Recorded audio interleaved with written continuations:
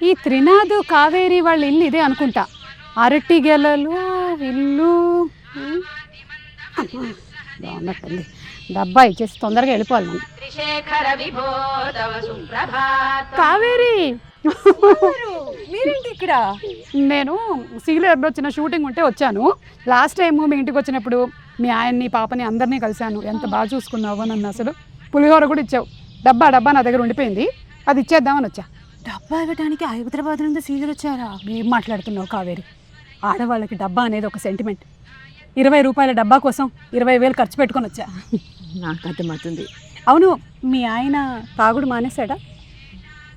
మీరు రండి, కాఫీ పెట్టాను. ఆహాహాహా. త్రినాథ్ గారు బాగున్నారండి? నానా బాగున్నావా? గుర్తున్నానా? లాస్ట్ టైం వచ్చేసి వెళ్ళాను కదా. అవును, ఏంటి మసాజ్ చేస్తుంది? రాత్రి తాగింది దిగలేదు. అయ్యో, దానికి మసాజా? మంచి కోఆపరేషన్. త్రినాథ్ గారు అరటి పండ్ల వ్యాపారం అది బాగా నడుస్తుందండి? బ్రహ్మాండం. అది తాగడం అది ఇంకా మీరు మానేయలేదు? అప్పుడప్పుడు అలా.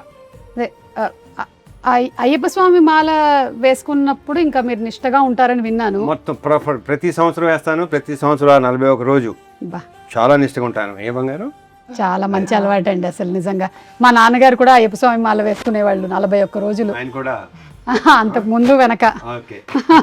మీరు నాన్న కూడా? మా నాన్న కూడా సేమ్ ఆల్మోస్ట్. అసలు లాస్ట్ టైం మిమ్మల్ని కలవడానికి వచ్చినప్పుడు అదే స్టోరీ అనిపించింది నాకు, సేమ్ స్టోరీ అని. కాదు, మీకు గొడవలు ఇంకా అవుతున్నాయా? ఇదో ప్రాబ్లం. ఎవరు? ఇదో ఇది. అదంత క్యూట్ గా ఉంది, ప్రాబ్లం ఏంటి? క్యూట్ కాదు, పెద్ద గొడవ చిన్న గొడవ. త్రినాథ్ గారు, ఇప్పుడు ప్రతి ఇంట్లో ఉండేటువంటి గొడవలేనండి. ఎవరింట్లో లేవు చెప్పండి గొడవలు? అందరి ఇళ్లలో ఉంటాయి గొడవలు. నేను జస్ట్ వచ్చే ముందే మా ఇంట్లో గొడవ పడొచ్చా? ఓకేనా? షార్ట్ అయిపోయింది, మీది కొంచెం ఇంప్రూవ్ అవ్వాలి, ఆ తర్వాత చూసుకుందాం. స్వామి శరణమయ్యప్ప, హరిహర సుధనే శరణమయ్యప్ప. ఆ స్వామి ఆశీర్వాదంతో ఇవాళ ఇంటర్వ్యూ మొదలు పెట్టేద్దాం. శివ నిర్వాణ గారు, మొత్తానికి మీరు కట్ చెప్పడం వల్ల మేము ఇంట్లో నుంచి బయటకు వచ్చేసాము. అండ్ అలాగే క్లోజ్ బ్యాలెన్స్ ఉంది, తర్వాత ఇంకో విషయం, మా అదృష్టం కాబట్టి మా ప్రొడ్యూసర్ కూడా, అంటే one of the producer of Mythri, మాతో ఉన్నారు. చాలా హ్యాపీగా ఉంది. చక్కని వాళ్ళు రావటం అనుకోకుండా వచ్చారు. అనుకోకుండా జరిగిపోయింది. లేకపోతే రవి గారి ఇంటర్వ్యూలో అనేది నాకు తెలిసి ఓకే అనుకోకుండా జరిగేది ఎప్పుడు బాగుంటుంది. ప్రతి ఈవెంట్ లో ఆయన ఉండిపోతున్నారు. అంతే, అయ్యప్ప స్వామి ఆశీర్వాదంతో. ప్రతి సినిమా ప్రతి ఈవెంట్ లో ఉంటాను. భలే అది ప్రీ రిలీజ్ లో ఇంటర్వ్యూకి చాలా రేర్ గా బేసిక్ అంటే సోది యునో. అండ్ ఇరుముడి ట్రైలర్ చాలా బాగుందండి. వెరీ వెరీ అంటే ఇంట్రెస్టింగ్. ఒక ఫ్యామిలీ సబ్జెక్టు, రవితేజ గారిని అందులో మేము ఏదైతే చూడాలి అనుకుంటూ ఉన్నామో that kind of a subject. చాలా ఎక్కువ మంది ముఖ్యంగా ఆడవాళ్ళు రిలేట్ అయ్యేటువంటి సబ్జెక్టు పాయింట్స్తో, అండ్ ఆడవాళ్ళ గురించి మీరు తీసుకొచ్చినటువంటి ప్రస్తావనలు, అంటే ప్రతి కూతుర్ని నా కూతురులాగానే చూసుకోవాలి అని చెప్పిన ఆ డైలాగ్ చాలా బాగుంది రవితేజ గారు. రియలీ నాకు కూడా చాలా నచ్చింది. ఆ థాట్ ప్రాసెస్ గనక వచ్చినట్టయితే చాలా క్రైమ్ రేట్స్ కూడా తగ్గిపోతాయి. ఏమంటారు? తగ్గాలని తగ్గితే చాలా మంచిది, చాలా సంతోషం, చాలా మంచిది కదండి. సో ఇది మేము అనుకున్నటువంటి ఒక బిగినింగ్, ఇరుముడి అయ్యప్ప స్వామి మాల ఇలా తాగుతున్నారు, అక్కడి నుంచి there is lot of depth in the story అని అర్థమైంది. మీతోనే మొదలు పెడదాము. ఇది ఇరుముడి బేసికల్ గా 3 లేయర్స్ లో జరిగే కదండి. ఇరుముడి అంటే ఇరు అంటే ఇద్దరు కదా, ఇద్దరి మధ్యలో ముడి అని అర్థం. సో ఇది ఎందుకు ఇరుముడి అని టైటిల్ పెట్టానంటే, ఒకటి ఏంటంటే అయ్యప్ప స్వామికి అతను కొలిచే ఒక భక్తుడికి మధ్యలో ముడి, అదొక బంధం. 2 ఒక ఫాదర్ కి డాటర్ కి మధ్యలో ముడి, అదొక బంధం, అదొక ఇరుముడి. ఒక ఎమోషనల్ ఫిల్మ్ ని చాలా ఇంట్రెస్టింగ్ గా ఒక ఫియర్ అండ్ టెన్షన్ మధ్యలో చెప్తూ ఒక ఎమోషనల్ ఎక్స్పీరియన్స్ గా థియేటర్ నుంచి బయటకు వచ్చే ఆడియన్స్ ఉండాలని అలా ఫ్రేమ్ చేయడం జరిగింది అనమాట. అండ్ అలాగే భోజనాలు పెడుతున్నప్పుడు కూడా డైలాగ్ చాలా బాగుంది. ఏంటి అమ్మాయి డాక్టరా ఇంజనీరా అంటే? అంటే 5వ తరగతి అంటే ఇది చాలా హ్యాపీ. అంతే, మనం ఎంఎస్సీలు చేసిన ఇంకా తర్వాత ఏంటి అని చంపుతుంటాం కదా, మనం 5వ తరగతికే పిచ్చ హ్యాపీ అనమాట. కూతురు అంటే అంత ప్రేమ. రవి గారు, మీరు ఈ ఇరుముడి సబ్జెక్ట్ తీసుకున్నారు కాబట్టి మీకు ఎప్పుడైనా మాల వేసుకోవడం ఇలాంటిది ఏమైనా అనుభవం ఉందా? నేను 3 సార్లు వేసానండి. అలా అయ్యప్ప దీని మీద ఒక స్పెషల్ ఇదే ఉంది. ఎప్పుడైతే ఆ బ్యాక్ డ్రాప్ లో వీటిలో ఇలా చెప్పాడో చాలా బాగుంది అనిపించింది. ఇంకోటి అండి, ఈ సందర్భంగా ఒకటి చెప్పాలి. దీంట్లో ఉన్న షేడ్స్ కానీ ఇవన్నిటికీ మేము బిలీవ్ చేస్తుంది ఏంటంటే రవితేజ గారు తప్పితే ఇంకో హీరోకి ఈ కథ కాదు అని బలంగా నమ్మి కరెక్ట్గా ఎక్కడ చేరాలో అక్కడ చేరి సినిమా కూడా ఆలోచించి చెప్పండి. లేదు లేదు లేదు లేదు సార్ లేదు మీరు లేదు అసలే చాలా సినిమాలు చేస్తున్నారు. కాదండి అంటే దీంట్లో అండి ఒక ఎమోషనల్ యాంగిల్, ఒక చిన్న ఇంటెన్స్ ఫైట్ యాక్షన్ కానీ ఇది కానీ ఒక చిన్న ఎంటర్టైన్మెంట్ కానీ ఒక న్యాచురల్ ఎమోషన్స్ ఉన్నాయండి. ఇవన్నిటికీ ఆల్ ఇన్ వన్గా మేము అనుకుంది ఈ కథని డెఫినెట్గా ఈయన ఒక్కళ్ళు అయితేనే దీనికి న్యాయం జరుగుద్దని బలంగా నమ్మాము డైరెక్టర్ గారు కానీ మేము కానీ. ఆ తర్వాత వెళ్ళి రవణకి చెప్పగానే ఆయనకి నచ్చింది. ఇంకా ఇలా చాలా స్మూత్గా హ్యాపీగా అయిపోయిందండి. సూపర్. ఒక చిన్న ఎక్స్టెన్షన్ నేను ఇప్పుడు కట్టు సాంగ్ చూసారు కదండి, అవును చేసినప్పుడు షర్ట్ లేకుండా.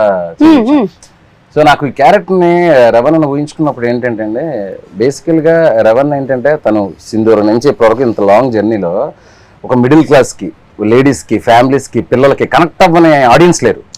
అందరు ఆడియన్స్ ఏంటంటే రిలేట్ అవ్వగలరు. ఆ రిలేట్ అయినప్పుడు నేనేమనుకున్నాను అంటే, జనరల్గా మీరు మాలేసే వాళ్ళందరినీ చూస్తుంటే అందులో ఒక డబ్బున్నోడు ఉంటాడు, పేదోడు ఉంటాడు, మిడిల్ క్లాస్ ఉంటాడు. కానీ ఎక్కువగా ఏంటంటే ఊర్లలో ఒక రిక్షా వాడు కూడా మాలేసుకుని హ్యాపీగా చేసుకుంటాడు, ఒక ఆటో వాడు కూడా మాలేసుకుని హ్యాపీ. వాళ్ళందరూ ఏంటంటే మా బాబాయ్, మా నాన్న, మా తమ్ముడు ఇలాగే ఉంటాడు మాలేసుకుంటే అని ఒక ఫీలింగ్ ఉండాలి.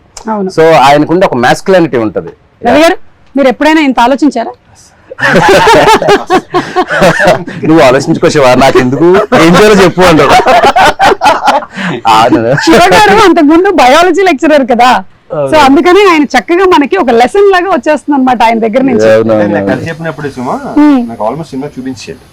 ఓకే, తను కథ చెప్పినప్పుడే నేను నరేషన్ లోనే అసలు వెరీ క్లియర్ ప్రతిదీ ఏ చెప్పాడో నాకు తెలిసి ఇంకా అంతకంటే బాగా ఎన్హాన్స్ అయిందని నేను నమ్ముతున్నాను. అండ్ అందులోనూ శివ నిర్వాణ గారు మంచిగా ఎమోషన్స్ ని బయటకు తీసుకురావడంలో, ఆ ఫ్యామిలీ ఆడియన్స్ కి కనెక్ట్ చేయడంలో దిట్ట. So we are all waiting for that అండి. మంచి ఎమోషనల్ రైడ్ అవుతుంది. యా డెఫినెట్లీ అండి. ఎమోషనల్ ఎక్స్పీరియన్స్ అయితే 100%. yes we are waiting for that. Cinema ఇచ్చే ఎమోషనల్ ఎక్స్పీరియన్స్ గురించి అందరూ చెరిష్ చేసుకుంటారు, సెలబ్రేట్ చేసుకుంటారు, మళ్ళీ మళ్ళీ చూస్తారన్న నమ్మకం అయితే చాలా స్ట్రాంగ్ గా ఉన్నారు. So Priya, how was it ఇక్కడ ఈ సీలేరులో ఈ working atmosphere? We have been isolated from rest of the world. நீங்களா ஹைதராபாத்ல ஷூட் பண்ணாதானே you'll have distractions. Come to Sealeru, you have nothing, you don't have network, you don't have anything. Wow. Just shoot and be Almost in the character. 30 days. Ravi గారు కావాలని ఇలా plan చేశారు. అందుకే shooting బాగా జరిగింది. You don't have a choice but to shoot. To shoot, yeah, that is the only way you entertain. Yes, you would want to go to the shot. So yeah, it was fun and we loved the place. ఇంకోటి ఏంటంటే సుమ గారు, ఈ స్టోరీకి ఒక typical location కావాలి. అంటే ఒక అట్టిపల్లి వ్యాపారం చేసుకున్న త్రినాథ్ అనే ఒక క్యారెక్టర్, ఆ కొండల మధ్యలో ఒక చిన్న అరటి తోట, ఒక చిన్న ఇలాంటి ఈ బ్యూటిఫుల్ హౌస్, చుట్టూ ఏంటంటే ఫారెస్ట్, ఈ లొకేల్స్ అన్ని అనుకున్నప్పుడు నేను ర్యాండమ్ గా చాలా వీడియోలు చూస్తున్నప్పుడు పొలాచి గిలాచి వెళ్తే వేరే స్టేట్ లో చేసి మ్యాచ్ చేశారని ఫీలింగ్. చాలా మందికి సందర్భంగా నేను చెప్పాలంటే అసలు మన స్టేట్ లోనే ఒక కేరళని తలపించే ఒక location, that is what Sileru. ఆంధ్రాకి ఒరిస్సాకి బోర్డర్ లో ఉంది. అండ్ దట్ టెరెన్ లో మోస్ట్ ఇంట్రెస్టింగ్ థింగ్ ఏంటంటే there are lot of dams అనమాట. డ్యామ్స్ ఫారెస్ట్ అనేది ఒక ఎక్స్ట్రానరీ కాంబినేషన్ అనిపించింది నాకు. అంటే నేను తీసుకున్న క్రైమ్ మూడ్కి కానీ సస్పెన్స్ మూడ్కి కానీ ఇదంతా ఎందుకు ఇది చెప్తున్నానంటే, అక్కడ మేము 250 మందితో అక్కడ షూటింగ్ చేయగలిగామంటే అక్కడ విలేజెస్ ఇచ్చిన సపోర్ట్ అండి. ఏమన్నా ఒక సింగిల్ డే కూడా మనకు అసలు ఇబ్బంది లేకుండా, అసలు ఒకరు కమెంట్ చేయడం కానీ డిస్టర్బ్ చేయడం కానీ, బాబు వెళ్ళిపోండి అంటే అలా వెళ్ళిపోయారు అందరూ. చాలా ఇన్నోసెంట్ ఆ రోడ్ ట్రాఫిక్ ఆగిపోమంటే ఆగిపోయారు. The dam bridge and all, it is very narrow, so people were waiting for a long time just to dam మీద షూటింగ్ చేసేవాళ్ళు, డ్యామ్ కి లెఫ్ట్ రైట్ ఆపేవాళ్ళం. మామూలుగా అయితే ఊరుకోరు కదా. ఎంత ఇన్నోసెంట్ అంటే 20 నిమిషాలు అరగంట అలా ఆగేవాళ్ళు అనమాట. అందరినీ ఒకేసారి పంపించేవాళ్ళు. సో ఈ ఇంటర్వ్యూ సందర్భంగా వాళ్ళందరికీ థ్యాంక్స్ చెప్దాం. During narration we were talking about Sealeru location. When we were there, it had a story to say. It was part of the story. It gave so much of character to the story actually. Yes, the location was such a huge plus. Hey Nakshatra, ఏంటో వీళ్ళైతే కబులు చెప్పుకుంటున్నారు, సోదేటు അതെ ഒന്നും അർത്ഥം കാണില്ല. No. I think she can understand. ഇയാൾക്കെല്ലാം മനസ്സിലാവില്ലേ നമ്മൾ പറഞ്ഞതെല്ലാം? അത്രമേലായിട്ടും പറഞ്ഞതൊക്കെ മനസ്സിലായില്ലേ? మొత్తం అర్థమైపోయింది, కంప్లీట్ గా క్యాప్చర్ చేసేస్తుంది ఫుల్ గా. அவங்க அப்படியே பேசிட்டு இருக்கட்டும், நம்ம கிளம்பலாமா அப்படியே. Hey Nakshatra, who pampered you most on the sets? everybody. No, now she's worried if I tell one name. Tell. Feeling. They all are very positive people. You can tell. You can also tell that nobody pampered me. No one did. Telling Malayalam, re. Yeah. Okay, 1 minute. Yeah, she's thinking. Now also. This is not shooting. Tell. Shooting లో కూడా ఆలోచిస్తుందా ఎక్కువగా? ఒకటి కాదులే. ఇలా ఏదో అనుకుంటది, అమ్మా నక్షత్రం ready అంటే వెయిట్ అంటది. ఏంటి అప్పుడే మెథడ్ యాక్టింగ్? మామూలు మెథడ్ యాక్టింగ్ కాదు. One day I remember Shiva saying, Nakshatra, emotions pattila, just do glycerin. And she was like, no, not needed. And she went on like this, ready. And she started tearing. I was like, what? Sherikim, She can do that. you can do that? Okay, now we Okay, now see do. now. Okay, ready. Now it is an emotional sequence between you and your father. Okay? Okay, 1 minute. Yeah. అది Same one. Pre release time వచ్చేస్తుంది.